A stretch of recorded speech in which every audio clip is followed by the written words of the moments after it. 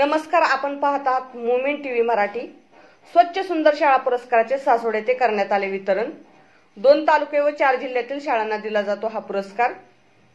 स्वर्गीय चंदूकाका जगताप यांच्या स्मृती दिनानिमित्त संत सोपान काका सहकारी बँक लिमिटेड सासवड यांच्या वतीने दरवर्षी देण्यात येणारे स्वच्छ सुंदर शाळा पुरस्काराचे वितरण मान्यवरांच्या हस्ते करण्यात आले। मंगळवारी सासवड येथील आचार्य यात्रे सभागृहात हा कार्यक्रम पार पडलाय। शिक्षक आमदार जयंत तासगावकर, माजी खासदार अशोक मोहळ, माध्यमिक विभागाचे शिक्षण अधिकारी भाऊसाहेब कारेकर व पुरंदरचे आमदार संजय जगताप यांच्या हस्ते या पुरस्काराचे वितरण करण्यात आले। यामध्ये पुरंदर हवेलीमधील प्रत्येकी 3 शाळांना 1 ते 3 नंबरची बक्षिसे देण्यात आली, तर पुणे, कोल्हापूर, सातारा, सांगली या 3 जिल्ह्यातील शाळांना प्रत्येकी 1 ते 3 क्रमांकाची बक्षिसे देण्यात आली। शिक्षण घेत असतानाच आपली शाळा स्वच्छ आणि सुंदर ठेवण्याची प्रेरणा विद्यार्थ्यांना मिळावी म्हणून अशा प्रकारचे पुरस्कार देण्यात येत असल्याचे आमदार संजय जगताप यांनी म्हटले। मुख्याध्यापक नंदकुमार सागर, कुंडलिक मेमाने, सुधाकर जगदाळे यांच्या मार्गदर्शनाखाली हा कार्यक्रम पार पडला, तर यावेळी आलेल्या पाहुण्यांचे स्वागत वसंत ताकवले यांनी केले व आभार सुधाकर जगदाळे सर यांनी मानले। मोमेंट टीव्ही मराठीसाठी छायाताई नानगुडे, पुरंदर। 2022-23 ला स्वर्गीय चंदूकाका जगताप यांच्या स्मरणदिनी आज एक अभिनव उपक्रम घ्यावा अशी संकल्पना आमची सगळ्यांची समोर आली।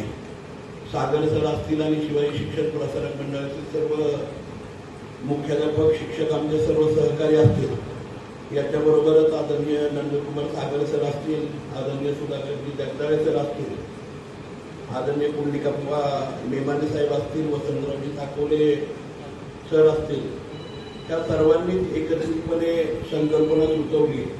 आणि खरं म्हणजे मला या ठिकाणी मुद्दाम सांगावं वाटतं की कैलासवासी चंदूकाका जगतापांना, माझ्या वडिलांना नेहमीच त्यांनी उभ्या केलेल्या प्रत्येक संस्थेमध्ये तो परिसर किती मोठा आहे किंवा ती इमारत किती चांगली आहे साहेब याच्यापेक्षा जास्त तो किती स्वच्छ आहे, किती वापरण्यायोग्य आहे। म्हणजे शैक्षणिक संस्थेचा परिसर म्हणजे मला आठवतं आम्ही लहान असताना प्रतिशतही माहिती असेल, सर्वांनाच, सर्व शिक्षकांना माहिती आहे की काही शाळा ह्या काही मंदिरांमध्ये गावातल्या किंवा गावातल्या चावडीवरती सुद्धा भरलेल्या आहेत, परंतु तो परिसर सुरू असताना सुद्धा जिथे शाळा भरतीये मग ते गावाचं मंदिर जरी असलं तरी तो परिसर व्यवस्थित पाहिजे। जर 4 बेंच असतील तर ते बेंच तुटलेले नको, जे फळा असेल तर तो चांगला हवा आहे। म्हणजे जे काही इन्फ्रास्ट्रक्चर आहे ते चांगलं, योग्य आणि त्या ठिकाणी नेहमी शैक्षणिक वातावरण त्या ठिकाणी असावं हे नेहमीच कैलासवासी काकांचं त्या ठिकाणी एक दृष्टी असायची। ही दृष्टी त्यांची त्यावरती आम्ही काही प्रमोट केलं। यावरती आता मला राजीनामा द्यावा लागला नियमाप्रमाणे, परंतु पोटाच्या चेअरमन आहे आता मी डायरेक्टर पण नाही बँकेचा, पण सर्व डायरेक्टरनी सुद्धा सातत्य माझ्यानंतर सुद्धा त्या ठिकाणी बँकेमध्ये ठेवला आणि हा कार्यक्रम या ठिकाणी संत सोपानकाका बँकेच्या वतीने होतोय। हा बँकेच्या वतीने होत असताना आदरणीय आमदार आज नगरमध्ये विनंती करायची, शिक्षण अधिकारी त्या ठिकाणी आहे, हा सगळा भाग खरं म्हणजे आपलाच आहे। पुणे विभागामध्ये ही सगळ्या शाळांची निवड त्या ठिकाणी होते, त्यामुळं